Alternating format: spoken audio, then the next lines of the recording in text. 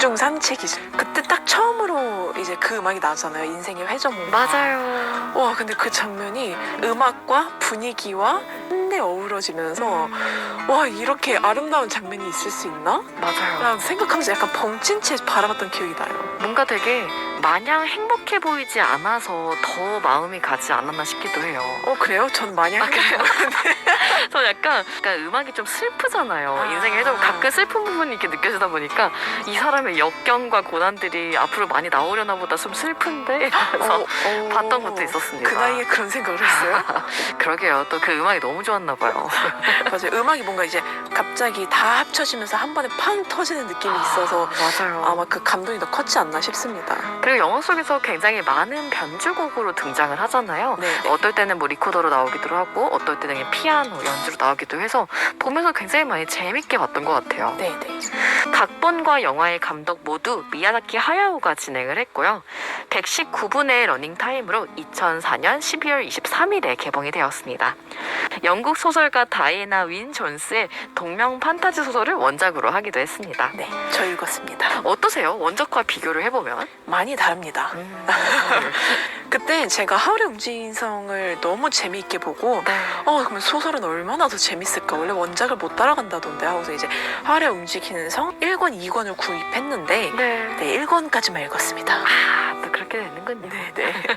읽어본 모두가 원작 내용과는 전혀 다르다라는 이야기가 많더라고요. 맞아요. 센가치히로의 행방불명 다음으로도 상업적으로 가장 큰 성공을 거두었던 영화기도 했고요. 일본 지브리 박물관에서는 하울의 어린 시절을 그린 단편 애니메이션 별을 산 날이라고 하는 작품을 방영 중이지만 아쉽게도 이 별을 산 날이라는 작품은 이 박물관에서만 상영을 하는 작품으로 다른 매체에 나온 적이 없다고 하네요. 지브리 박물관에 올 수밖에 없게 만드는 것 같아요. 그쵸. 근데 거기서 말하는 별이 캐시퍼일까요? 아마 그럴 것 같습니다. 별을 산 날이라고 하는 거 보니까 네. 캐시퍼를 마주했던 장면이 사실은 영화 속에도 잠깐 나오잖아요. 그쵸. 손에 뚝 떨어지는 계약을 하는 이제 먹어버리는 그 모습이 나오는데 근데 그 장면에 대한 비하인드가 있을 것 같아요. 보통 인기 성우를 배제하고 연극 배우나 신인을 쓰는 미야자키 감독인데요. 의외로 하울 역은 굉장히 유명한 배우죠. 기무라 타쿠야에게 맡겨서 화제가 되었습니다. 목소리 좋죠. 미야자키 감독과 스즈키 프로듀서 모두 기무라 타쿠야라는 이름은 알고 있었는데요. 그가 출연한 작품이나 쇼프로는 한 번도 본 적이 없었다고 해요. 네. 그래서 결국 스즈키 프로듀서가 자신의 딸한테 기무라 타쿠야가 어떤 사람이야? 라고 물어봤는데 그 딸이 인기도 많고 멋있는 사람이다. 근데 무슨 말을 하든 진실미가 안 느껴져 라고 대답한 것이 하울의 이미지와 딱 맞아떨어져서 채용이 되었다고 하네요. 특이하네요. 그쵸. 어떻게 보면 하울이 굉장히 여린 사람이잖아요. 네네. 겉으로는 강해 보이지만 그런 모습에 있어서 성우한테서도 그런 면모를 발견하고 싶었던 건 아닐까 싶기도 합니다. 그쵸, 유양미가 있죠. 맞아요. 나는 소심해. 난 못할 거야. 못 나가 막 이러면서. 되게 귀여운 면도 있고. 네네. 결국 기무라 타쿠야가 연기하는 모습을 실제 더빙 첫날 스튜디오에서 처음 보게 되었다고 하는데 첫 녹음이 끝나자마자 미야자키 감독이 만세를 불렀다고 합니다. 너무 찰떡이었나 봐요. 그리고 영화 음악 우리 글지마 작가님이 아까 너무 좋았다 했던 인생의 회전목마 역시 히사이 시조라는 작곡가가 맡았습니다. 네네. 그의 작품 중에서 가장 유명한 곡이라고 해도 과언이 아닐 정도로 이 인생의 회전목마라는 곡은 다양하게 재편곡이 되어서 영화에 등장을 하고 있었고요. 첫 음만 들으면 누구든지 알게 되죠. 그쵸. 내 옆에 이렇게 푸르른 초원이 펼쳐지잖아요. 맞아요. 그런 모습인 것 같습니다. 실제 미야자키 하야오가 외부 인터뷰보다 작품을 통해서 말하고 싶어하는 특성이 좀 강한 창작자다라고 저번에도 얘기 드린 적이 있었는데요. 네. 직접적으로 언급한 것은 아니지만 영화 제작 당시였던 2003년 이라크 전쟁을 빗댄 내용이라는 평가가 굉장히 많았습니다. 그래서 이 작품으로 제가 알기로는 미국에서 상을 주겠다고 했는데 그러니까 전쟁을 일으킨 나라에서 상 받고 싶지 않다고 해서 거절을 한 걸로 알고 있습니다. 또 그런 일이 있었군요. 네네. 전쟁은 정말 끔찍한 결말밖에 없잖아요. 네네. 그런 이야기와 분위기를 전해주고 있기도 하고 우리에게 정말 중요한 것은 무엇인지에 대해서 말해주고 있는 영화기도 합니다. 네. 소피 소피는 영화 속에서 황야의 마녀에게 저주를 받잖아요. 맞아요. 90세란 나이의 노인으로 갑자기 변신을 하게 되는데 막 자기의 얼굴을 막 이렇게 문대면서 이게 진짜 나냐고. 저는 그것도 되게 좋았어요. 처음에는 이제 허리도 굽어서 다리 아파가지고 힘들어하는데 나중에 점점 허리가 펴지더니 얼굴에 주름살이 없어지잖아요. 맞아요. 그런 변화도 좀 재밌지 않았나 싶습니다. 맞습니다. 저주를 풀기 위해서 모자 가게에서 지내던 때보다 하울의 손에 들어가서 훨씬 열심히 생활을 하게 되는 소피인데요. 그쵸. 초반에 굉장히 정적이고 뭔가 체념한 듯한 바느질을 하는 소피의 모습과는 완전히 대조가 되고 있죠. 네네. 하울의 손에서 지내면서 소피는 자신에 대한 확신과 생각을 또렷하게 바라보게 되는데 영화 중간에서도 확신에 차서 말을 하는 소피의 모습에서는 노인의 얼굴이 아닌 본래 자신의 모습으로 돌아가는 모습도 볼 수가 있었습니다. 맞아요. 저는 왜 계속 바뀔까라는 생각을 많이 했던 것 같은데 그래서 그랬구나 라는 맞아요. 것도 있었습니다. 이래서 영화는 약간 어렸을 때 한 번, 커서 한 번 이렇게 보는 게 좋은 것 같아요. 맞아요. 그때 생각과 전혀 다르니까요. 맞아요. 하울의 내면을 표현하고 있기도 한 움직이는 성에서 마지막에는 날아다니는 성으로 바뀌게 되잖아요. 그렇죠. 그때 사람들이 이제 하울이 편해졌구나. 하울의 움직이는 성은 진짜 이야기할 게 너무 많았던 또 영화이기도 했어요. 그죠? 네네. 뭐 배경을 이제 유럽으로 했다더라. 네. 혹은 뭐 내용이 이런 메시지를 담고 있더라. 이제 얘기하기 시작하면 한도 끝도 없으니까. 맞습니다. 네, 여러분들도 그냥 이 영화 참 재밌었지 하고서 오랜만에 찾아보시는 시간이 되었으면 좋겠습니다. 네. 로맨스에만 치중할 수 없는 이 이야기가 표현하고자 하는 의미를 더 찾아보셨으면 하는 바람에서 저희가 또 책을 준비를 해왔는데요. 또 소개를 할까요? 네네. 네. 저는 영화에 맞춰서 독립출판으로 출간된 연수 작가님의 바깥 그림이란 책을 갖고 왔습니다. 네. 1년 하고 조금 더 지난 시간 전에 나온 작가님의 시선의 집합 책에 이은 두 번째 책인데요. 118쪽의 이야기를 토대로 말씀드리면 안에서부터 조용해 마침내 바깥으로 나서게 된 그림의 이야기라고 합니다. 시선의 집합이 그림을 그리는 작가님의 다양한 시선과 방향을 모아놓은 책이었다면 이 책은 그림의 바깥에 서서 안을 들여다보는 역할을 취하고 있는데요. 풍경, 정물, 그리고 인물, 그 인물을 그릴 때 자신이 생각하는 것들에 대해 기록하고 있는 책이기도 합니다. 백구 쪽 자화상이란 목차에서 이런 문장이 나오는데요. 사람의 얼굴을 그리는 건 몰랐던 누군가를 알게 되는 일 같다. 실수로 아는 얼굴을 그려서 혼자 친해진 다음 화폭 안에 멋대로 가둬버리게 되는 건 아닌가 겁이 나기도 했다. 아직은 서툴러도 이것 또한 내 안 어딘가에 있던 내 그림이다. 숨어있는 그림을 전부 다 찾아서 완연히 내 것으로 만들고 싶다. 아직 더 연습이 필요할 테니 익숙한 도시에 며칠 머무는 여행객이 된 것처럼 그리고 있다. 돌아온 것 같다. 하고 싶은 말도 많아졌고 별로 없다고 느끼는 때에도 붓을 들면 뭐라도 그릴 수 있었다 라는 문장이 있었습니다. 제가 책을 감상하느라 너무 아무 말을 안 했죠? 아닙니다. 근데 그림들이 되게 풍기는 분위기가 되게 좋아서 맞아요. 멍하니 보게 되네요. 네, 그림을 그릴 때 사실 저희는 잘 그린다는 생각보다 어떻게 그리고 어떻게 표현할 것인가 그리고 또 어떻게 표현해냈는가 라는 생각에 초점을 맞추고 있는 글과 사진이 모두 모인 책인데요.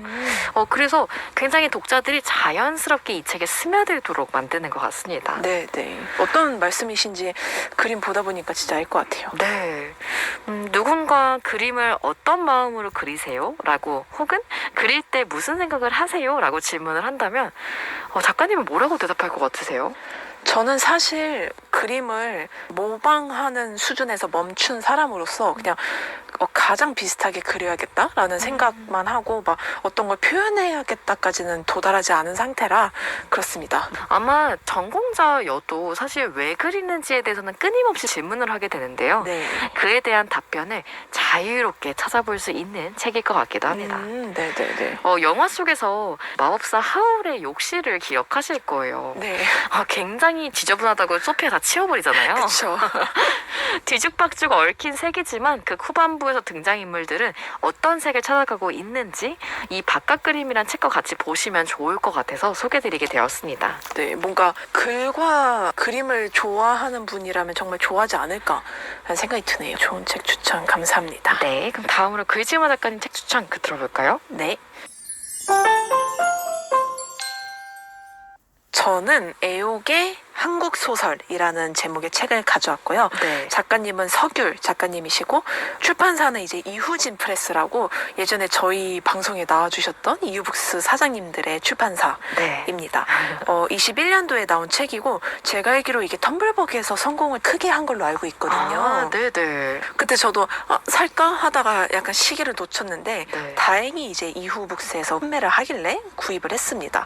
일단 표지가 되게 강렬하죠. 네. 약간 제가 그래서 애욕의 뜻이 뭘까 한번 일단 단어부터 찾아봤습니다. 네. 일단 1번은 애정과 욕심을 아울러 이르는 말이고요.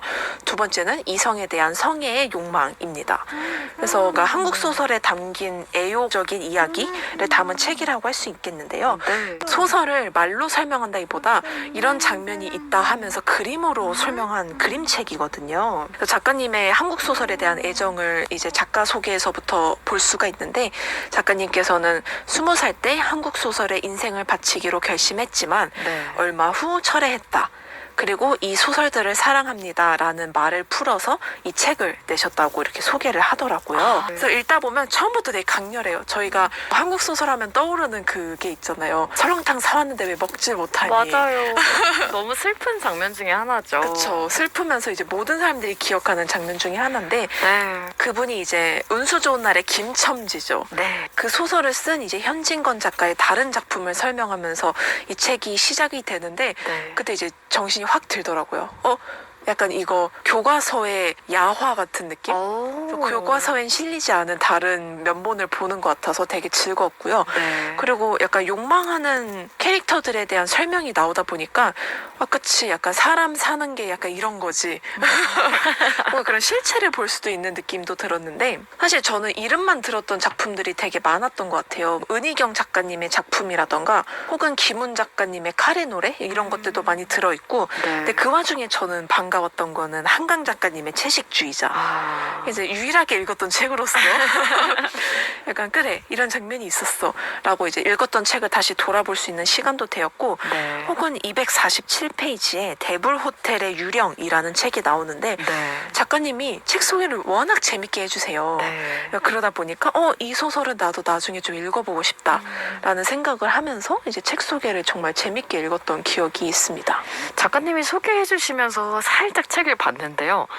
캐릭터들이 일단 너무 매력적이기는 하지만 살아있는 이야기를 그림으로 표현했다라는 생각도 많이 들 정도로 재밌게 풀어내고 있었습니다. 맞아요. 한 편의 짧은 소설을 소개하는 게임을 보는 느낌. 그러니까 작가님이 정말 재치 있기 때문에 가능했던 일이 아닐까 싶어요. 맞습니다. 이 책을 하울의 움직이는 성에 가져온 이유는 말씀드렸다시피 하울의 움직이는 성을 보고 나서 원작을 찾아봤다고 말씀을 드렸잖아요. 네. 그러니까 그런 것처럼 애욕의 한국 소설을 읽고 나서 제가 다른 소설들이 읽고 싶어졌던 것처럼 다른 분들도 좀 한국 소설이 낯설게 느껴지신다면 이걸 읽고 소개글처럼 여긴 다음에 나는 이게 좀 마음에 든다 하면 구입해서 읽어볼 수 있는 시간이 되지 않을까 싶어서 가져와 봤습니다.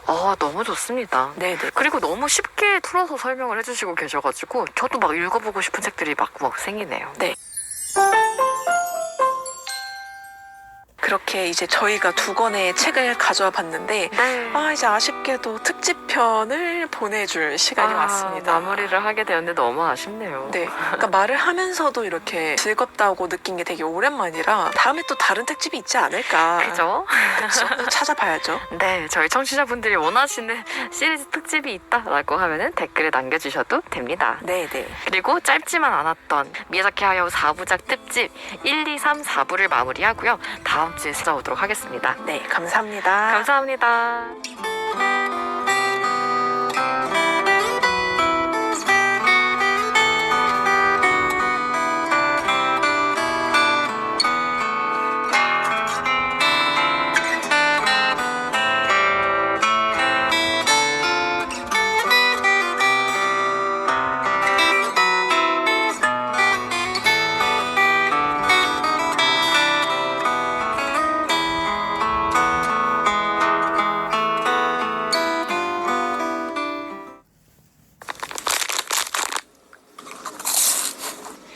바삭바삭한 크래커스북. 안녕하세요. 안녕하세요. 작가님 어떻게 지내셨어요? 새로운 책 집필을 하면서 지내고 있습니다. 달에서 내려온 전화가 아주 예쁜 또 표지로 탈바꿈이 돼가지고 또 다른 출판사에서 출간을 하시게 됐는데 어떠세요, 작가님? 기분이 좀 묘하더라고요. 저는 정말 이제 글 작가로만 참여를 하고 네. 나머지는 이제 출판사에서 만져주시고 그리고 인스타그램 통해서 뭐 표지 이쁘다 이러면은 막 기분이 몽글몽글하고 아, 예, 그런 하루하루를 보내고 있습니다. 너무 좋네요. 네네. 지연 작가님은 어떻게 지내셨나요? 저는 요즘에 신간 준비를 이제 하고 있는데 생각보다 어떻게 보면 이번에 6번째 책이거든요. 네네. 그래서 뭘 할까 진행을 하다가 결국엔 하고 싶었던 주제로 진행을 하게 됐는데 아마 이제 차차 얘기 드릴 수 있을 것 같습니다. 좋습니다. 네. 네, 저희가 이번에 좀 새로운 특집을 준비를 했죠. 지은 작가님이 소개해 주실까요? 네, 저희가 너무너무 좋아하는 미야자키 하야오 감독의 4부작 특집으로 준비를 하게 됐는데요. 네네. 아무래도 많은 청취자분들이 미야자키 하야오 작품 많이 보셨을 것 같기도 해요. 네. 그렇게 이제 미야자키 하야오 4부작의 1부 오늘은 귀를 기울이면이라는 영화를 소개시켜 드리려 합니다. 네, 혹시 작가님 이 작품 전에 보신 적이 있으세요? 저는 옛날에 뭔가 이제 좋은 음악만 모아놓은 유튜브 썸네일로만 네. 많이 접하다가 영화로 본 건 이번 처음인 것 같아요. 맞아요. 요즘에 로우파이라고 해서 네네. 작업할 때 듣기 좋은 음악들을 모아두는데 거기에 빠지지 않고 글을 쓰는 모습으로 등장을 하는 여자 맞아요. 주인공 혹은 남자 주인공이 나오는데 그때 많이 등장을 했던 귀를 기울이며라는 영화 속 장면이었습니다. 네네. 작가님은 혹시 이 영화 언제 보셨나요? 특집을 준비하면서 처음으로 제대로 봤는데요. 네네. 생각보다 너무 좋았다고 할까요? 맞아요. 약간 보면서도 여행을 내가 다니고 있는 느낌처럼 보이기도 하고 두 주인공 케미가 너무 좋아서 너무 즐겁게 보게 됐습니다. 맞아요. 약간 투닥거리면서 사이가 좋아지는 어린 친구들? 맞아요. 그러면 네, 제가 한번 영화 줄거리를 소개를 해드려 볼게요. 네.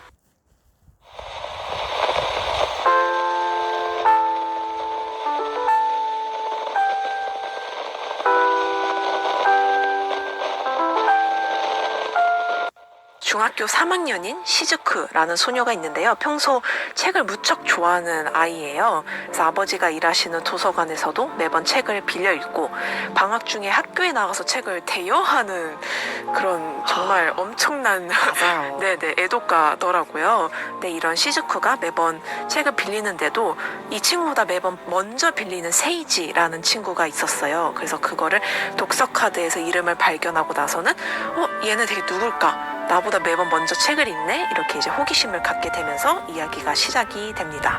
네. 그리고 어느 날 이제 아버지께 도시락을 전달해 드리러 가는 길에 되게 뚱한 표정의 고양이 한 마리를 발견을 해요. 맞아요. 되게 똑똑하게도 막 혼자 지하철을 타고 정류장에서 내려. 맞아요. 뭐, 근데 도서관 가는 길이네 하면서 이제 시즈쿠가 쫓아가게 되는데 그러면서 이제 되게 높은 곳에 위치한 한 골동품 가게를 발견하게 됩니다. 네. 그리고 그곳에서 어떤 주인 할아버지를 만나게 되는데 그분의 손자가 다름 아닌 이제 아마사와 세이지라는 것을 알게 되죠. 그래서 너가 아마사와 세이지는 없다. 왜냐면 둘이 이제 이전에 어떤 사건을 계기로 조금 안 좋은 악연을 쌓게 맞아요. 되었거든요. 근데 그럼에도 불구하고 이제 우연히 몇 번 마주치고 학교에서 이야기를 섞으면서